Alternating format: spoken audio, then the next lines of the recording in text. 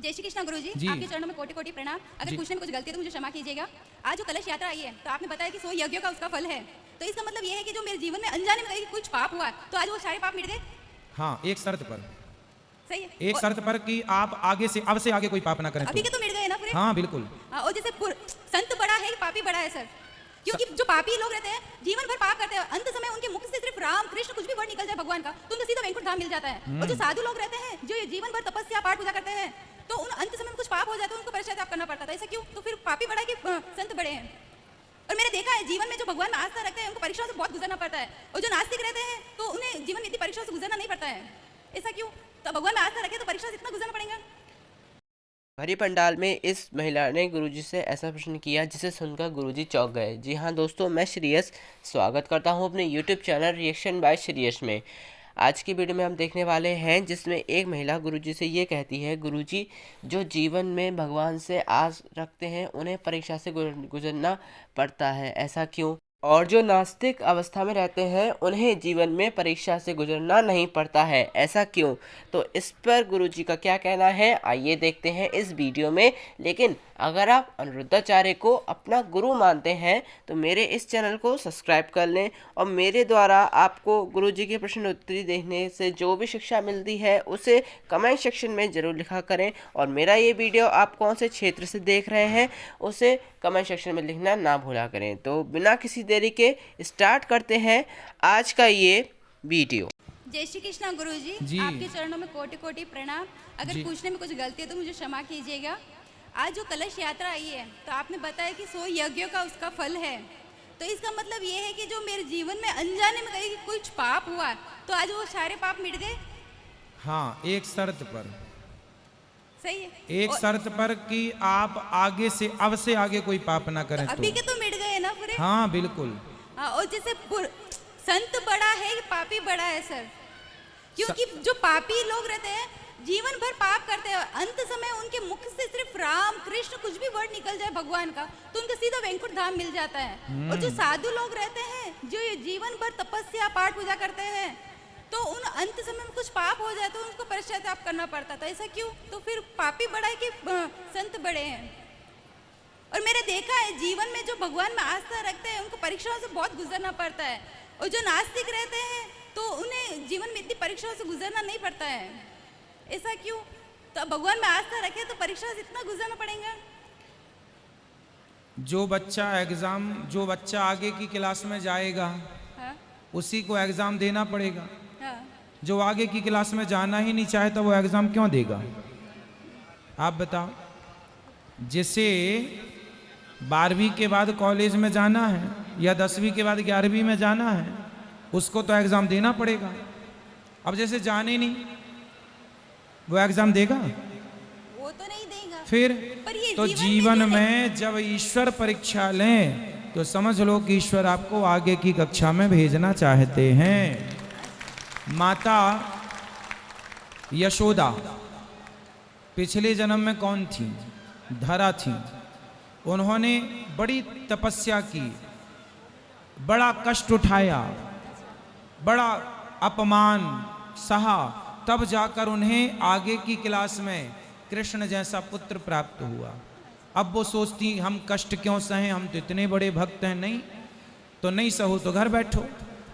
यदि ईश्वर की प्राप्ति में आगे बढ़ना है तो उठाना ही पड़ेगा।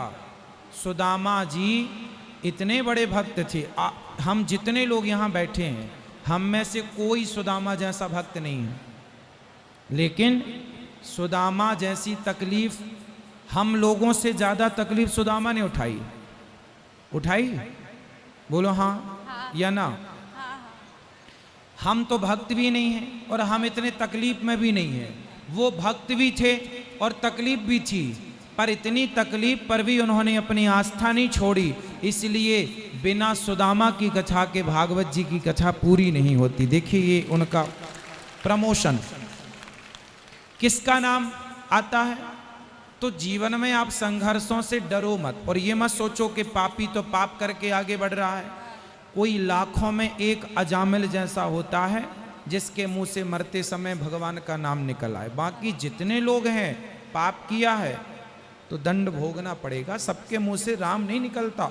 मरते समय कोई पुण्यात्मा होगा, है ना, उसके मुंह से निकलता है। इसलिए अच्छे कर्मों का फल अच्छा ही होता है, बुरे कर्मों का फल बुरा ही होता है।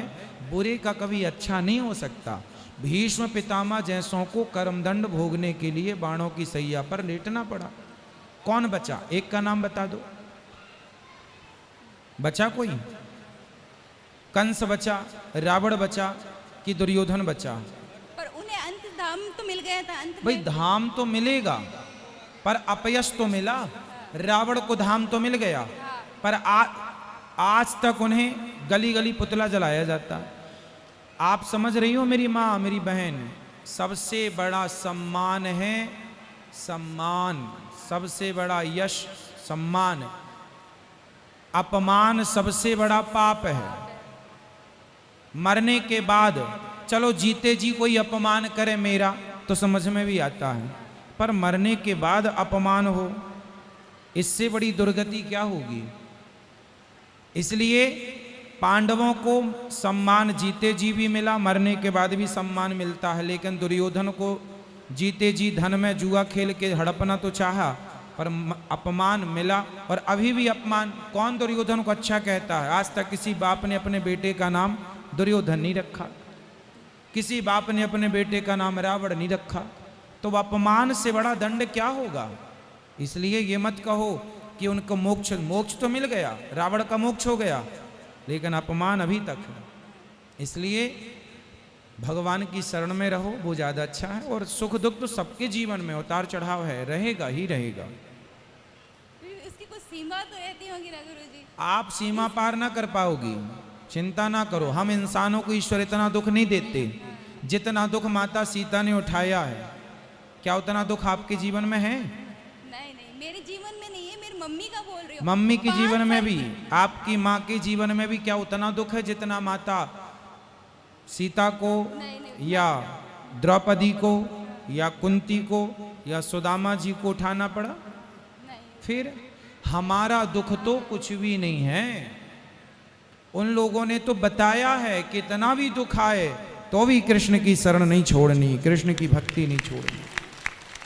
और गुरुजी हम लोग जरा जरा से दुख में विचलित हो जाते हैं। सोमवार या पूनम का कोई भी व्रत करते हैं, उसमें एक टाइम जैसे भोजन करते हैं तो फराल वगैरह मना करते हैं ना। जैसे एकादशी का व्रत करते हैं तो उसमें कोई बोलते फराल ले सकते हैं, और नहीं लिए तो उसका पुण्य अलग मिलता है ना। जैसा वो जो नहीं लेंगे अपन फराल तो उसका महत्व अलग रहता है, और जो फराल लेते हैं उसका महत्व अलग रहता है। एकादशी में भी खाने पीने की ही बात? हाँ। क्यों? नहीं मतलब जिस फराल का बोलते हैं ना, साबूदाना वगैरह पानी पी सकते हैं। अब हम मुझे बता रहे फराल हैं, वगैरह नहीं करना है। आपको पुण्य चाहिए एकादशी का? मुझे प्रभु से मिलना है। हम बता दें उपाय। एकादशी के दिन खूब कीर्तन करो, हाँ।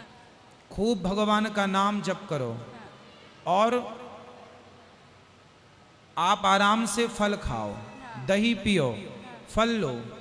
2 बार खाओ, 4 बार खाओ, 2 बार पानी पियो, 10 बार पानी पियो, पर कीर्तन भगवान में अपना मन लगाए रखो। जिसका मन सदा भगवान के चरणों में लगा है उसकी तो रोज एकादशी है। एकादशी में भी क्या खाएं क्या ना खाएं, कितना कीर्तन करें, ऐसा कोई नहीं पूछता। ध्यान धरा मेरा रोटी में। जय श्रीमन नारायण गुरुजी। जी आपके चरणों में कोटि कोटि प्रणाम। 嗯 गुरुजी आपको देखे तो मेरी आंखें धन्य धन्य हो गई गुरुजी। मेरा बहुत सपना था आपको देखने का। मैं जब भी आपको देखती हूँ मेरे को कृष्ण कृष्ण कृष्ण नजर आते हैं गुरुजी। वैसे तो कण कण में कृष्ण है, फिर भी मैं आपको देखती हूँ जब मेरे को सिर्फ कृष्ण नजर आते हैं। और आपकी वजह से मेरी ज़िंदगी में बहुत बदलाव आया, मेरे को बहुत खुशियाँ मिली है गुरुजी। और आपने करोड़ों करोड़ों लोगों की ज़िंदगी को संवारा है, उसको आगे बढ़ाया है, उसके लिए आपका धन्यवाद, तहे दिल से धन्यवाद गुरुजी। और मैंने आपको 3 साल से गुरु माना है, दीक्षा नहीं ली है, फिर भी मैंने आपको सच्चे हृदय से गुरु माना है। और कुछ लोग गुरुजी बनाना चाहिए बोल के छोड़ देते हैं, उन्होंने गुरुजी भी बना लेते हैं, लेकिन उनकी आज्ञा को नहीं सुनते, उनकी आज्ञा का पालन नहीं करते। हाँ हमने गुरु बना लिया ऐसा बोल के सोचते हैं, फिर उनको नहीं फॉलो नहीं करते, और जब भी गुरु पूर्णिमा आते हैं जाके उनके चरणों में प्रणाम करके हमने गुरुजी बना लिया। तो ये सही है या गलत है गुरुजी? गुरु वचनों पर विश्वास करना और गुरु जी की आज्ञा का पालन करना ही सर्वश्रेष्ठ गुरु मंत्र है। आपने मंत्र ले लिया, आपने मंत्र दीक्षा ले ली, पर गुरु वचनों पर विश्वास ही नहीं है, आज्ञा का पालन ही नहीं है। गुरु जी कह रहे हैं कीर्तन करो, आप कीर्तन करते नहीं। गुरु जी कह रहे हैं नाम जप करो, कथा सुनो, आप कथा नहीं सुनते। गुरु जी कह रहे हैं मांस मत खाओ, आप मांस नहीं छोड़ रहे हैं। गुरु जी कह रहे हैं शराब मत पियो, आप शराब पी रहे हैं। तो फिर कोई लाभ नहीं होगा ना। मंत्र तो ले लिया, ठीक है, संबंध तो हो गया, लेकिन वचनों का पालन होगा तो उसका लाभ बहुत जल्दी मिलेगा आपको, शांति जीवन में अपार प्राप्त होगी, इसलिए जरूरी है। जय श्रीमन नारायण गुरु जी। जय श्रीमन नारायण।